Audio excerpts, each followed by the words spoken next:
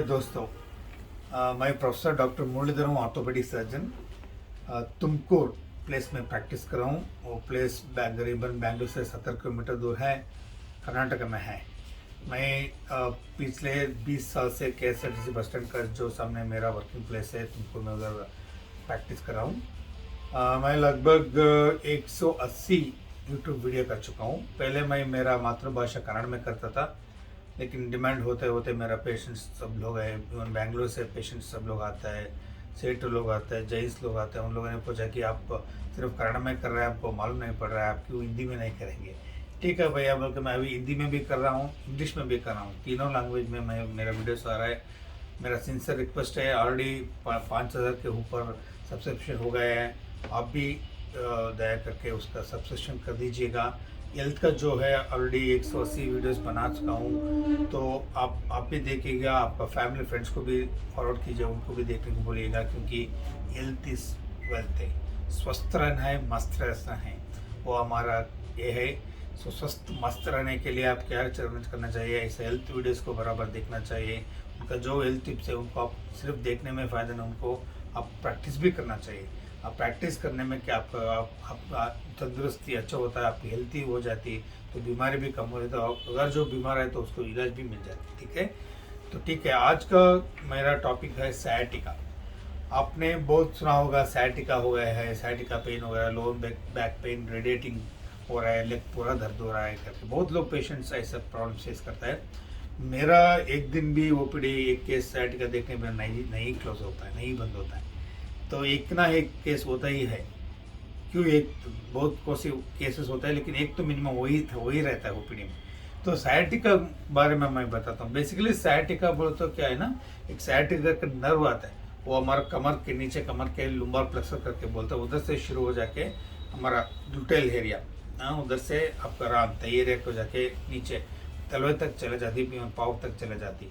जो नस रग जो जाते रहते हैं ना, उसका जो पात है, वो पात में पूरा आपका रेडिएटिंग टाइप का पेन आ जाता है, उसको सयाटिका पेन बोलते हैं, नहीं तो रेडिएटिंग पेन करके बोलते हैं, राइट? तो वो क्यों होता है बोले तो डिस्क में प्रॉब्लम है। ऐसा डिस्क प्रॉब्लम आप सुना ही होगा, L4-5 डिस्क होता है, L5-S1 डिस्क होता है, L3-L4 डिस्क होता है। तो क्या डिस्क है, तो आपको मैं बताता हूँ। नॉर्मल अनाटमी लंबा स्पाइन कैसे रहते हैं, कौन सा डिस्क रहते हैं, कौन सा डिस्क में कैसा सिम्टम्स है, पूरा बताता हूँ। पूरा वीडियो तो बिल्कुल देखिएगा, ठीक है? मैं एक डिस्क में बता रहा हूँ आपको।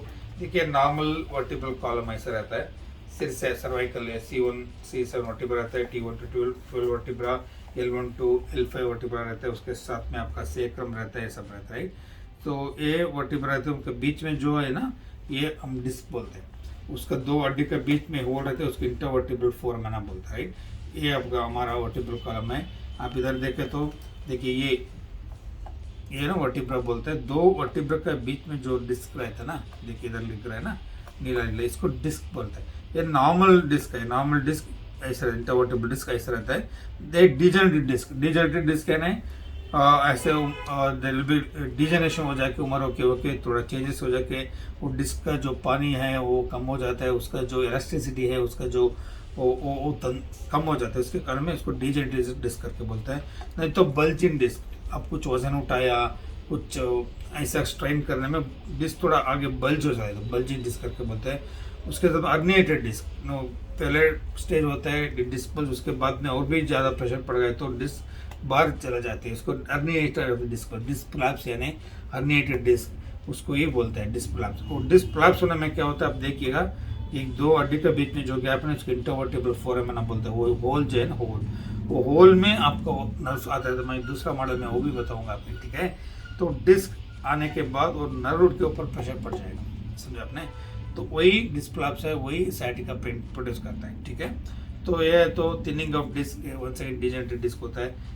Disc degeneration with osteophyte formation देखिए ऐसा हो जाता है। तो इसमें क्या हो जाता है, ये एजिंग में हो जाता है, 60, 70 ईयर्स, 80 ईयर्स में लोगों के क्या हो जाता है, डिस्क का डिजेनरेशन हो जाता है, डिस्क ऑस्टियोफाइट्स करके बोलते हैं, बोन एक्स्ट्रा फॉर्म हो जाता है, डिस्क ऑस्टियोफाइट कॉम्प्लेक्स ऐसा हो जाते हैं। ऐसा हो जाने में डिजिट्स पे लुम्बर स्पॉन्डिलोसिस करके बोलते हैं। सिमिलरली आपको सर्वाइकल स्पॉन्डिलाइटिस भी हो सकता है। सर्वाइकल स्पॉन्डिलाइटिस का पेन भी आपका पूरा हाथ पूरा दर्द, उसको ब्रेकियाल्जिया करके बोलता है, ठीक है। वो ब्रेकियाल्जिया को भी मैं दूसरा वीडियो किया हूँ, जरूर आप देखिएगा, ठीक है। तो डिस्क प्लस में क्या होता है आपको दिखाता हूँ, देखिए ये है ना, देखिए इंटरवर्टिब्रल वर्टिब्रा है और दो वर्टिब्रल बीच में ऐसे डिस्क रहते हैं, राइट। तो नॉर्मल डिस्क ऐसा रहता है, देखिए इधर आपको इधर देखे तो देखिए इधर डिस्क बाहर आ जाके डिस्क कोलैप्स हो जाके रग के ऊपर वो प्रेशर पड़ गया। तो ऐसे प्रेशर पड़ने में क्या होता है, रग किधर किधर पूरा रेडिंग पेन हो जाता है, सciatica टाइप ऑफ पेन बोलते हैं, ठीक है। तो वो बैक पेन में 3 प्रकार से होता है, किसी किसी को सिर्फ बैक में पेन होगा, लेग में पेन नहीं होगा, किसी किसी को बैक में पेन होगा उसके साथ में पाँव को भी पेन आ जाता है, किसी किसी को बैक में पेन नहीं रहेगा, सिर्फ पाँव में पेन आ जाएगा, ठीक है। वो 3 रकम में कैसे भी वो डिस्प्लास प्रेजेंट कर सकते हैं आपको, ठीक है। डिपेंडिंग ऑन कौन सा स्टेज में डिस्प्लास है, कैसे डिस्प्लास हो गए, उसके डिपेंडेंस हो जाके कैसा कैसा आपको सिम्टम्स हो सकता है, पेन हो सकता है, उसके बारे में वो ऐसा चल जाता है। तो एक कॉमन प्रॉब्लम है, आपको बहुत लोगों ने बैक एक पर सुना होगा, आपके घर में आपको भाई लोग, उनके फ्रेंड्स को, नहीं तो आपका फैमिली लोग, किसी को भी एक ना एक दिन डिस्प्लास हुए रहेंगे। तो ये डिस्प्लास में क्या होता है, पहले हम क्या करता है, कब कैसे शुरू होते बोलते, देखिए आप ज़्यादा 2 व्हीलर चलाते हैं, नहीं तो ज़्यादा सडन वजन उठाते हैं। मेरे क्लिनिक में तो बहुत लोग ऐसा आता है कि आपका जो शॉप है उसका जो लिफ्ट, आपका जो शटर है उसको लिफ्ट करना पड़ता है ना, बराबर लिफ्ट कर दिया तो एक ही टाइम में ज़्यादा वजन कर दिया तो क्या भैया कमर हट गया है, चलने में मुश्किल है, ऐसा पकड़ के लोग आते हैं, किसी को इतना दर्द होता है कि 2-3 लोग उसको उठा के आ जाते हैं पेशेंट को, इतना दर्द भी हो सकता है। तो ऑल ऑफ सडन आपको जो कुछ ओवर स्ट्रेन कर दिया, ओवर वेट उठा दिया तो डिस्प्लास होने का चांस बहुत ही ज़्यादा रहता है। तो ऐसे डिस्प्लास होने में क्या हो जाता है, वो थोड़ा अगर डिस्क बल जाए तो सिर्फ कमर में रहता है, अगर बल ज़्यादा हो गया तो नर्व पे प्रेशर पड़ कर नर्व किधर के पूरा दर्द होता है, तो sciatica टाइप ऑफ पेन बोलते हैं। अगर थोड़ा बहुत प्रेशर है तो थोड़ा हल्का दर्द रहेगा, अगर ज़्यादा प्रेशर तो ज़्यादा दर्द भी हो सकता है। अगर और भी ज़्यादा प्रेशर पड़ गए तो रग के ऊपर प्रेशर पड़ जाके रग जो किधर उधर पे सुन भी हो जाते हैं, रग में यानी सेंसेशन पास होता है ना उसमें। अगर नर्व के ऊपर प्रेशर ज़्यादा पड़ गया समझो तो उसके ऊपर क्या हो जाता है, सेंसेशन भी अल्ट्रेशन हो जाता है, किसी किसी को पैरास्थेशिया बोलते हैं, किसी किसी को आप पाँव में सेंसेशन टच किया तो बराबर मालूम पड़ रहा है, सुन्न हो गया करके बोलता है, कोई कोई चिमटी वजह से हो गया बोल रहा है। तो इवन सेंसेशन भी अल्टर हो जाता है ज़्यादा प्रेशर पड़ने में। देखिए ये होल है, देखिए इंटरवर्टिब्रल, अगर नर्व ऐसा जा रहा है, अगर बराबर है तो ऐसा आराम से जाएगा, कुछ प्रेशर नहीं कुछ नहीं। अगर डिस्प्लास होने में क्या हो जाता है, ऐसा प्रेशर पड़ जाके रग के ऊपर प्रेशर पड़ जाता है, तो रग किधर जाते उधर पूरा आपको दर्द आता है। ज़्यादा प्रेशर है तो पैरास्थेशिया अल्टर्ड सेंसेशन भी होने का चांस रहता है। तो बहुत लोगों को हम एक्सरे करके देख लेते हैं, एक्सरे में इतना ज़्यादा फाइंडिंग्स नहीं मिलते, क्योंकि एक्सरे में क्या है ना, आपको समझते हैं एक्सरे में सिर्फ रेडियो ओपेक ऑब्जेक्ट जो है वही हमको दिखता है। देखिए ये बोन्स है ना, ये बोन्स सब हमको दिखता है, लेकिन वो सॉफ्ट टिश्यू बोलते हैं ना, स्पाइनल कॉर्ड बीच में रहता है, वर्टेब्रल कॉलम में स्पाइनल कॉर्ड है, ये नर्व रूट्स है, ये डिस्क है, ये सब हमको एक्सरे में नहीं दिखता है, ये सब हमको सिर्फ MRI करने में दिखता है।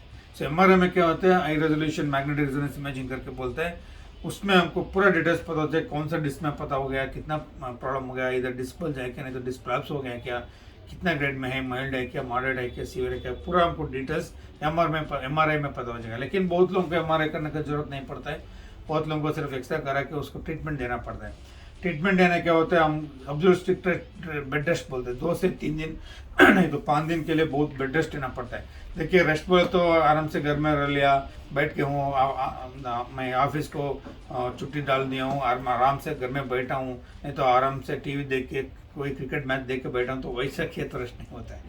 कमर को रेस्ट मिलना तो पूरा आप लेट जाना, बेड में आप सो गए तो ही कमर को 100% रेस्ट मिलता है। वो बहुत रिसर्च हो गया, बहुत स्टडीज हो गया, उनको पता हो गया कि सिटिंग पोस्चर में तो स्टैंडिंग पोस्चर में जिसके ऊपर ज़्यादा प्रेशर रहता ही है, लेकिन सो जाने में वो लेइंग डाउन पोस्चर बोलते हैं, सुपाइन पोजिशन, वो पोजिशन में जिसके ऊपर मिनिमम प्रेशर रहता है।